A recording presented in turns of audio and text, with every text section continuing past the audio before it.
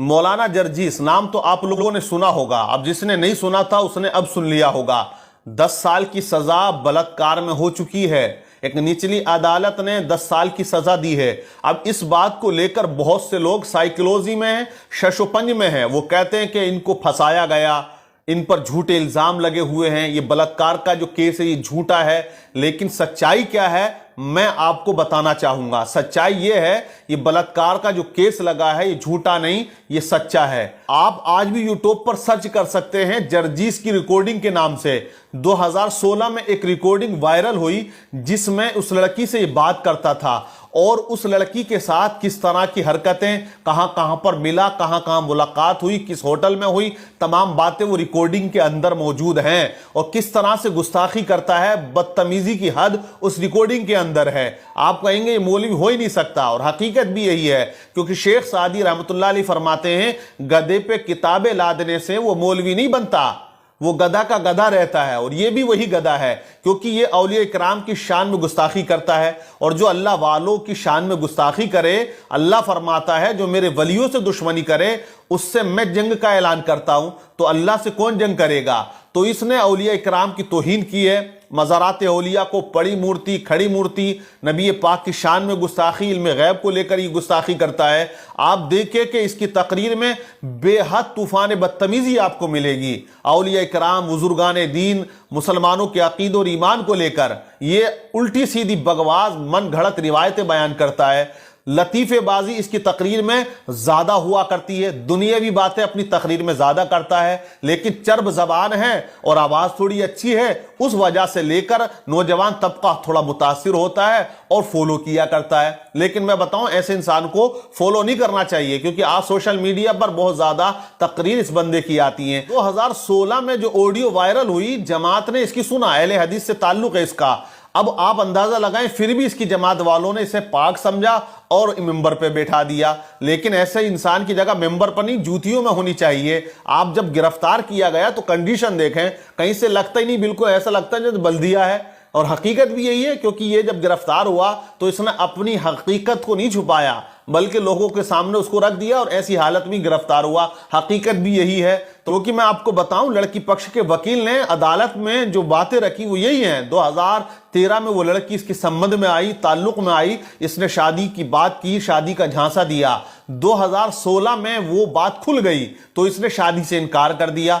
तो उस लड़की इसको इसने चैलेंज किया कि तेरे पास क्या सबूत है, तू क्या जमात में जा सकती है, मेरी बात को ज्यादा माना जाता है, मेरी बात को इनकार नहीं किया जाएगा, मैं जो कहूंगा मैं तुझको फंसा दूंगा, तुझे कहीं का नहीं छोड़ूंगा। उल्टी सीधी धमकियां उस लड़की को दी जाती हैं। लेकिन उस लड़की ने वो रिकॉर्डिंग कर ली एक सबूत के तौर पर कि मेरी बात को कौन मानेगा। अब रिकॉर्डिंग जब सुनी जाती है तो आवाज और अंदाज तो देखें, आप सुनते रहते हैं, आप बता सकते हैं जिसको आप सुनते हैं कि हाँ वाकई इसी की आवाज है। आज तो लोग कह रहे हैं कि वो ऑडियो फर्जी है। फिर जर्जीस ने एक और वीडियो बनाई जिसमें एक लड़की को बिठाया, एक बूढ़े शख्स को बिठाया, उससे कहा लड़की से कि तुम मुझे जानती हो? बोले मैं नहीं जानती। उसके बाप ने कहा हम तुम्हें नहीं जानते, बस इतना जानते कि तकरीर करते हो। उस वीडियो को इसने वायरल किया अपने गुनाह को, अपने जुर्म को छुपाने के लिए। लेकिन कहते हैं हकीकत छुप नहीं सकती बनावट के उसूलों से, और खुशबू आ नहीं सकती कागज के फूलों से।